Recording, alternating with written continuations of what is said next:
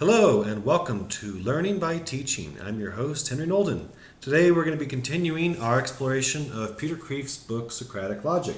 In the last video we discussed symbolic logic and contrasted it with Aristotelian logic.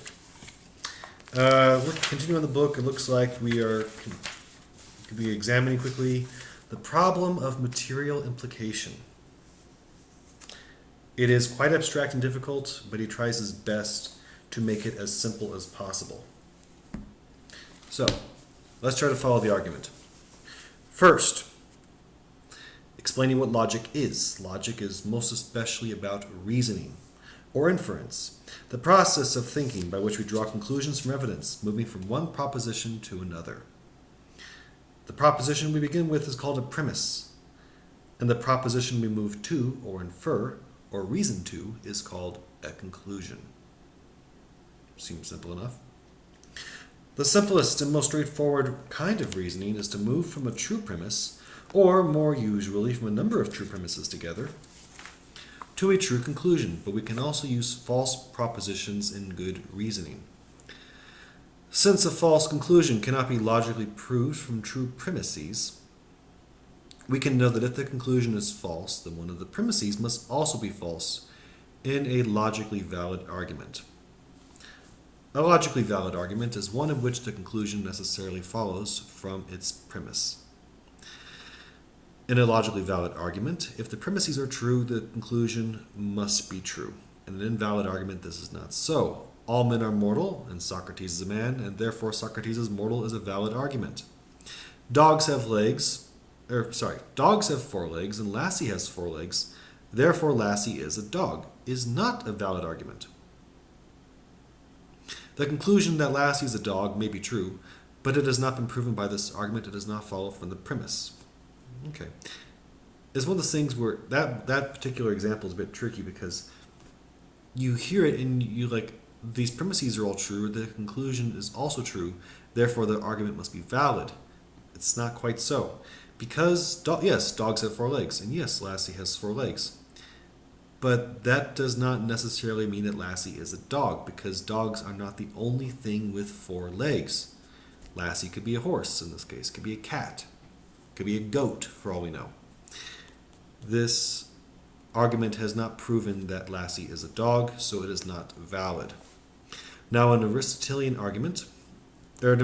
logic, a true conclusion logically follows from, or is proved by, or is implied by, or is validly inferred from only some premises and not others. Not all premises are equally valid for a given conclusion. Its premises do not prove... Okay, the above argument about Lassie is not a valid argument according to Aristotelian logic. Its premises do not prove its conclusion, and common sense or our innate sense agrees. However, modern symbolic logic disagrees. One of its principles is that, quote, if a statement is true, then the statement is implied by any statement whatsoever, end quote. Since it is true that Lassie is a dog, dogs have four legs, implies that Lassie is a dog. In fact, dogs do not have four legs also implies that Lassie is a dog. Even false statements, even statements that are self-contradictory, like grass is not grass, validly imply any true conclusion in symbolic logic.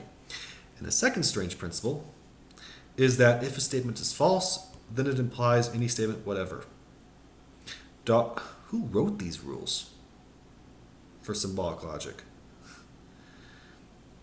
Dogs do not have four legs implies that Lassie is a dog, and also that Lassie is not a dog, and that 2 plus 2 are 4, and that 2 plus 2 are not 4.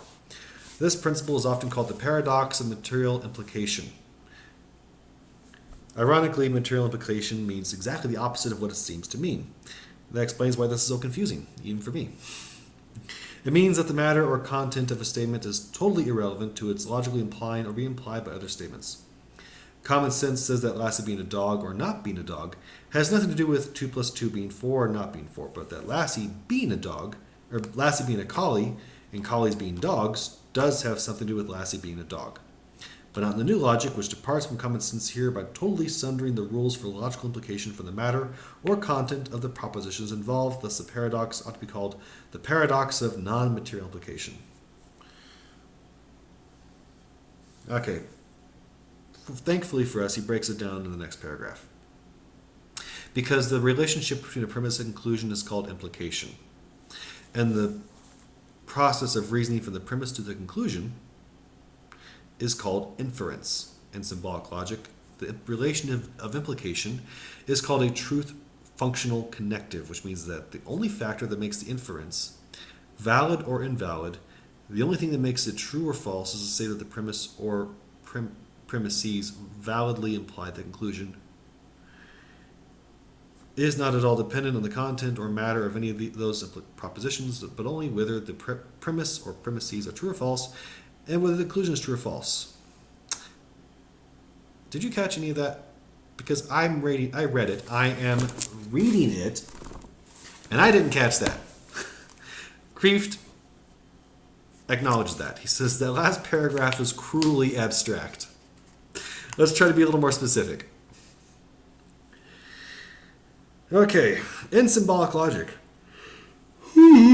Sorry. Long day. In symbolic logic, 1, if the premise or premises, let's just say the premise for short, are true and the conclusion is true, then the if-then proposition summarize. Maybe I did this in my notes a little easier. If the premises are true and the conclusion is true, then the if-then proposition summarized in the implication is true. Number 2. Look at my actual notes for this one.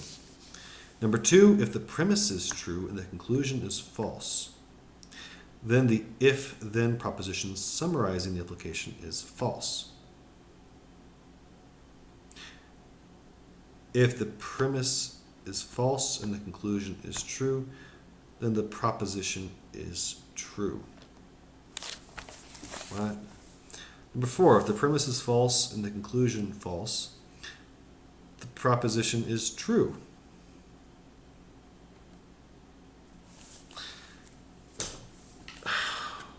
Again, who came up with this? I'm going to have to look it up next.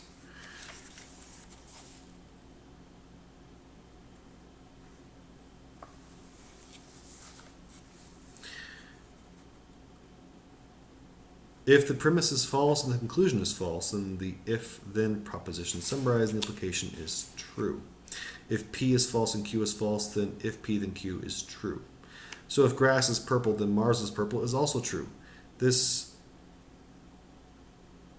How is this even a type of logic?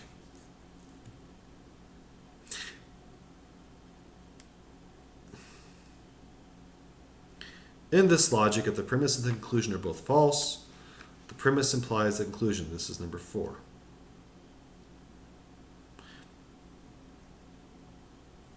And if the premise is false and the conclusion is true, the premise also implies the conclusion. This is number 3. So if the moon is blue, then the moon is red. Number 4. And if the moon is blue, then the moon is not blue. Number 3. Apparently, this is supposed to make sense mathematically. Maybe someone smarter than me can explain this to me.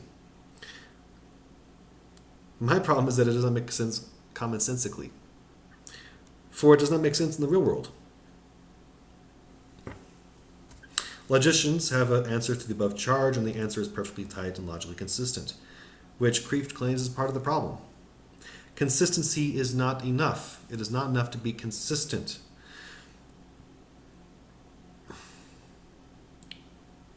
Logic is not just a mathematically consistent system, but a human instrument for understanding reality, for dealing with real people and things and real arguments about the real world. This is the basic assumption of the old logic. If that assumption is naive and uncritical, unfashionable and unintelligent, well, welcome to logic for dummies. Oh boy.